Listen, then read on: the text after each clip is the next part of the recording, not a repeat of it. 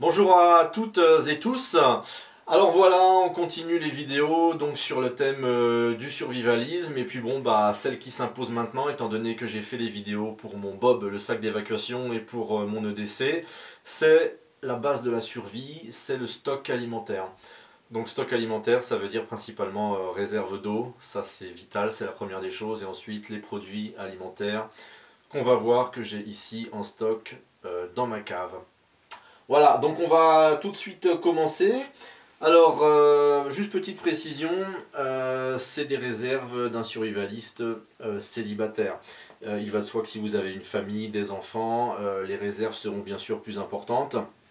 Logique, ici c'est le cas d'un célibataire qui vit en appartement, j'ai une petite cave, donc c'est là que je stocke mes réserves. Si vous n'avez pas de cave, si vous vivez en appartement ou en studio, peu importe, vous pouvez stocker vos réserves, qui seront essentiellement des sachets déshydratés ou des boîtes de conserve, enfin bref, des produits qui se conservent au moins en règle générale 2-3 ans, voire plus, chez vous, dans un grand placard approprié ou dans un lieu approprié, donc la cave n'est pas forcément indispensable.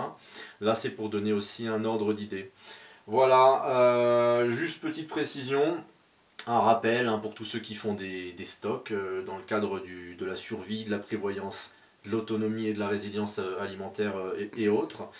Il faut bien sûr toujours stocker ce que l'on consomme et consommer ce que l'on stocke. Évidemment, on ne va pas stocker des haricots verts. Si vous n'aimez pas des haricots verts, c'est valable pour les autres membres de votre famille, votre femme, vos enfants, etc. Donc on stocke des produits qu'on aime.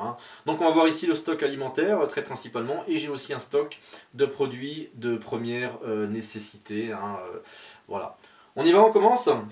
Alors, ici j'ai donc la réserve d'eau. Donc là j'ai 4 packs d'eau. Ici ça c'est toujours génial d'avoir ça, un jerrycan d'eau. Là c'est un 8 litres avec un robinet. Voilà, alors juste à côté on a des briques de jus de fruits. Là il y a du lait. Alors là, bon, je les ai mises là à terre, ça va rentrer dans la partie produits de première nécessité, qui va ici avec ma vidéo, avec la réserve alimentaire.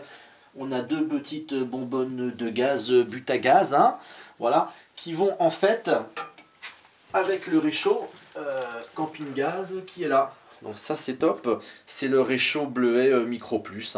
Donc tout simplement, en cas de coupure d'électricité par exemple, c'est quand même bien de pouvoir se préparer à manger, ou bien évidemment plutôt à la base c'est pour le camping, les sorties rando, ce genre de choses. Voilà, alors donc on va démarrer.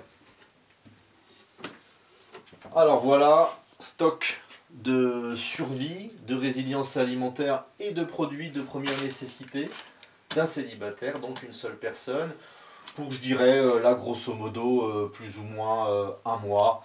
Voilà, sachant que entre ce qu'il y a ici et ce qu'il y a chez moi dans mon appartement, j'ai des placards toujours plutôt pleins, donc ça plus ça fait déjà pas mal de stock. Donc avant qu'on attaque la partie alimentaire, on va d'abord faire plutôt la partie première nécessité qui est ultra importante et qui va avec. Alors évidemment vous voyez c'est petit bien sûr, mais si j'aurais famille plus grande, des enfants etc. avec une cave plus grande, les réserves seraient plus conséquentes.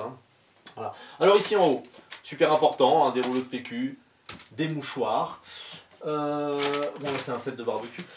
Alors ici ça c'est quand même bien pratique quand on va dans des restaurants fast-food parce qu'on peut faire un bon petit stock de paille et surtout de sachets de sel et de sucre qui se conservent ad vitam aeternam. Voilà tout simplement. Donc là ici on a des sacs poubelles de différentes tailles, de différentes capacités, hyper utiles en cas de crise. Ça sera un produit génial, notamment pour le troc par exemple. Là ici on a des sacs à crottes, ça c'est quand même formidable aussi, d'autant plus que c'est gratuit. Voilà. Alors, ici j'ai du dentifrice, j'en ai 3. J'ai 2 brosses à dents. On a des bougies chauffe-plat. On a des bougies classiques. On a des lingettes bébé. On a 100 fois cuillère en plastique. 100 fois fourchette en plastique. 100 fois couteau en plastique. Des allumettes, des boîtes d'allumettes de différentes tailles. J'en ai 4 fois des grosses et 10 fois des petites. Des cotons-tiges. Alors, ultra, hyper important, des piles. Bon, là, j'ai les principales, un stock de LR03 et de LR6. Sachant que j'ai un stock identique dans mon appartement déjà.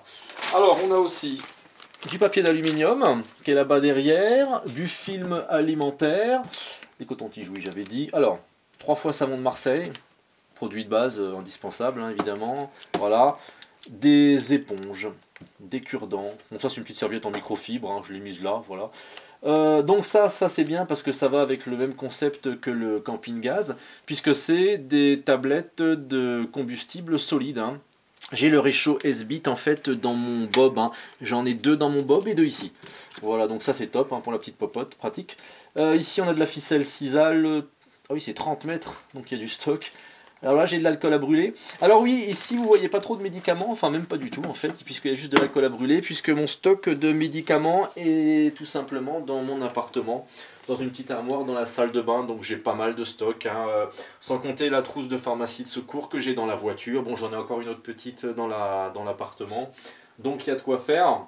Tous les médicaments de base, hein, antidouleur, antidiarrhéique, antispasmodique, pas mal de choses. Et petite précision, j'ai aussi des capsules d'iodure de potassium. On ne sait jamais. Voilà. Alors, toujours dans le stock plastique carton. Ici, j'ai des assiettes en carton, en cas de rupture de la normalité. C'est vraiment les trucs là basiques, hein, que ce soit sac poubelle, bougie, assiette couvert en carton, en plastique, des gobelets, pareil, là j'en ai une centaine, et des serviettes, ici qu'on voit pas trop, des serviettes en papier. Voilà, c'est des produits qu'on aura vraiment besoin. Et donc tous ces produits-là, bon ceux-là aussi bien sûr, seront la base du troc en cas d'effondrement économique évidemment. Voilà, avec toute petite parenthèse, comme j'avais déjà montré dans mes précédentes vidéos, les métaux précieux, principalement les pièces en argent, qui contrairement à l'or, sont accessibles à tout le monde, hein, d'un point de vue financier, hein.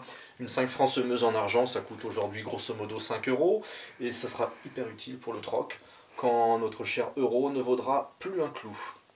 Ok, voilà, c'est tout bon.